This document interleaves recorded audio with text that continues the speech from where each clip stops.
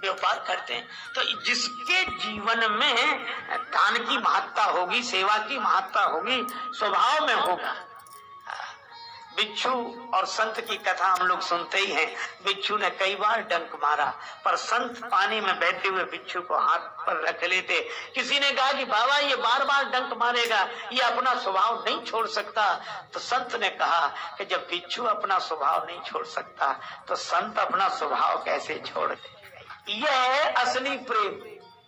ये कंस का प्रेम असली नहीं है, ये प्रेम का धार्मिकता का दिखावा है।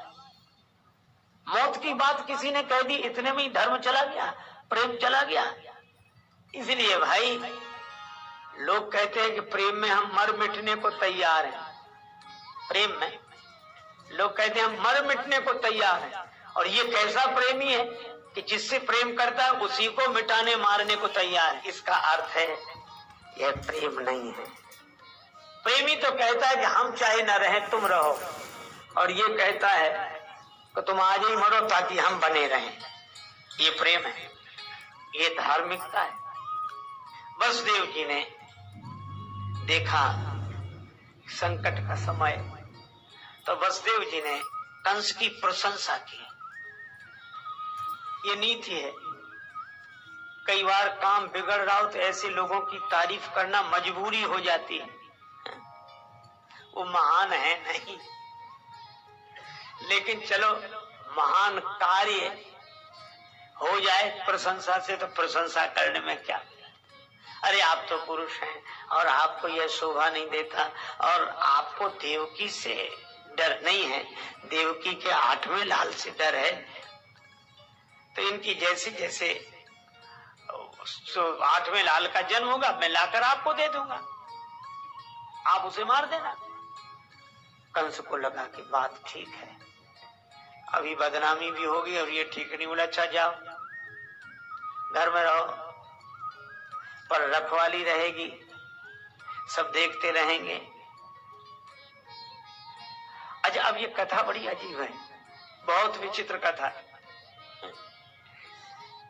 आराम से वसुदेव देवकी जी अपने घर में रहने लगे। कंस के पहरेदार रहते थे, पर हमारे महात्मा देवर्षि श्री नारद जी पहले तो भवन में ही रहते थे, फिर तो कंस ने उनको जेल में डाल दिया, बंदी गृह में रहो।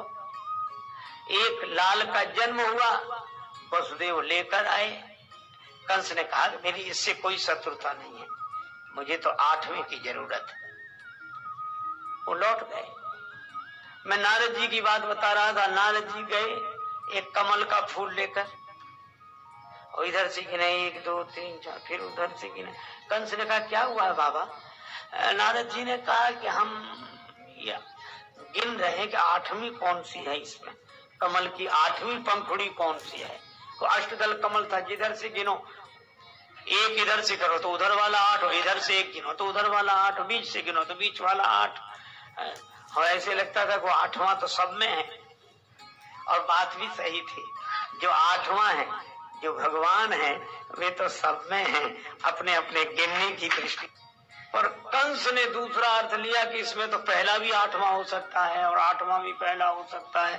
तो उसने कहा कि अब एक को भी नहीं छोड़ेंगे, मिटाओ, सबको मारो। अच्छा अब ये बात बड़ी अजीब लगती है कि नारद जी ने और विचित्र काम किया, भी बेचारे बचते भी उनको। और देखो कभी कभी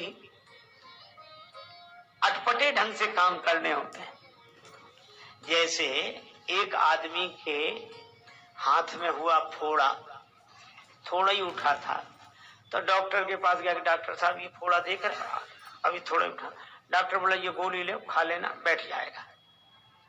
वो लाया, गोली खाई नहीं, अब फोड़ा हो गया बड़ा। फिर गया कि डॉक्टर साहब तो हम गोली दी थी, वो बोले वो तो हमने खाई नहीं। बोले अब ये बैठेगा भी नहीं, अब तो इसका ऑपरेशन करना पड़ेगा। तो फिर ऑपरेशन कर दो, का ऑपरेशन लायक हुआ नहीं, अभी हम ये गोली और दे रहे हैं ताकि और बढ़ जाए, बैठने लायक है नहीं और ऑपरेशन लायक हुआ नहीं है ना? तो अब वो जो डॉक्टर फोड़े को मिटाना चाहता है वही फोड़े को बढ़ा रहा है। ऑपरेशन लायक बना रहा है। बस यही बात है। नारद जी ने कहा कि कंस, तुम्हारे मन में जो अभिमान का फोड़ा हुआ है, पाप का फोड़ा हुआ है तुम्हारे जीवन में, वो उपदेश की गोली से बंद होने वाला तो है नहीं। और पाप बढ़ गया लेकिन ऑपरेशन लायक हुआ नहीं है, और भगवान ऑपरेशन करना चाहते हैं, इसलिए हम ऐसी गोली दे जाते हैं कि ये जल्दी बढ़ जाए ताकि ऑपरेशन जल्दी होए तो समाज का भला हो जाए। और वही हुआ। वसुदेव जी और माता देवकी कारागृह में, बंधन में।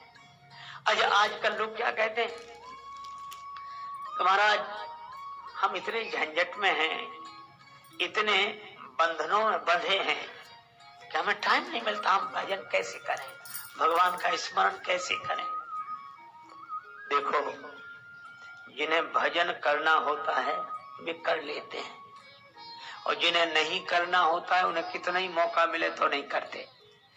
ये कथा यह बताती है कि हम तो घर में रहकर भजन नहीं कर पाते, घर के बंधन में रहकर भजन नहीं कर पाते हैं, और वसुदेव जी और माता देवकी तो जेल में रहकर भजन कर लेते हैं।